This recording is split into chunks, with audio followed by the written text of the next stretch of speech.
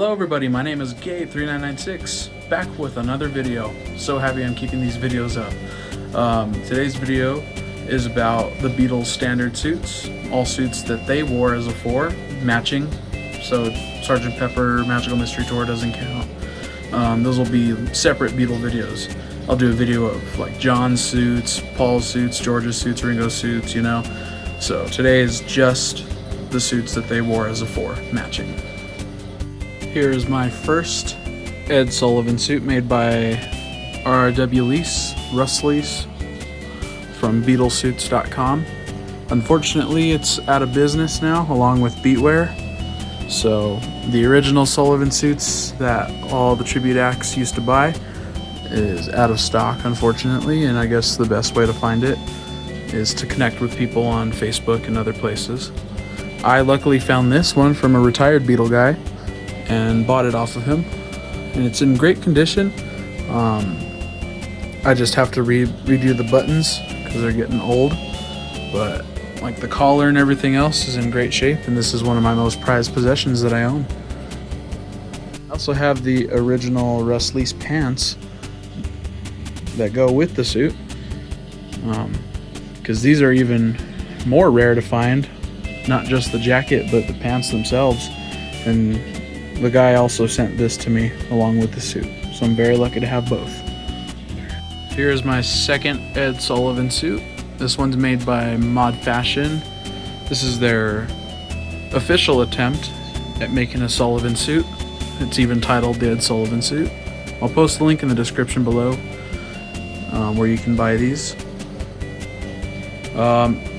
It's not too different from the Russ Lease one.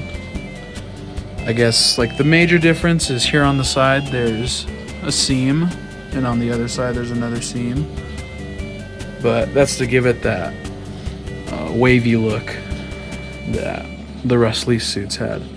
So yeah, nothing too special about this, but it's a suit that is very much needed for Beatles tributes, and now you can get them brand new in stock. Alright, so this suit is actually just a random 2-button suit jacket that I found at a thrift store locally, and I bought velvet and put it around the collar, and I made a 3rd button to be more accurate to the Chesterfield look, which is just their standard black suit with the velvet on the collar look, you know, until the Ed Sullivan show where they got the longer lapels on the top, but this was their standard look for the early years, you know. This is my Russ Lease Hard Day's Night suit jacket, because unfortunately I didn't get the pants for this, but fortunately I did find these pants on eBay one day. So, and actually this one's from Beatwear. The pants are from Beatwear, and this is a Russ Lease suit. So luckily they match perfectly, and I have both the suit and pants. This is another one of my prized possessions, because you can't find the original ones anymore. I think Mod Fashion actually makes a Hard Day's Night suit version as well. I'll have to get one soon and make a video about that, so we can compare the differences between this one and the Mod Fashion. But yeah, this is my Hard Day's Night suit. Now here's a standard black turtleneck sweater that I bought off of Amazon.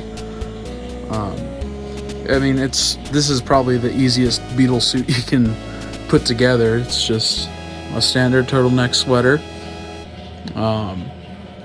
I guess maybe just fold it once instead of multiple times, or leave it unfolded for the neck, in order to just have that standard Beatle look, that early era of just wearing the turtlenecks.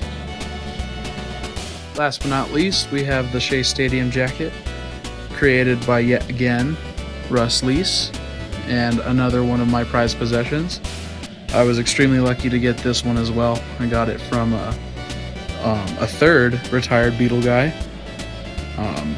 who was looking to get rid of it, so I paid a really good deal for this suit.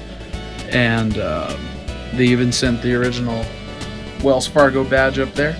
I just put it up there for Paul as reference, just to kind of show off the whole suit instead of hiding it behind one of the buttons on each of these pockets here. Instead of putting it here for George or here for John and Ringo, I'll put it up there for Paul, because I mean, it was based off of Paul's actual suit.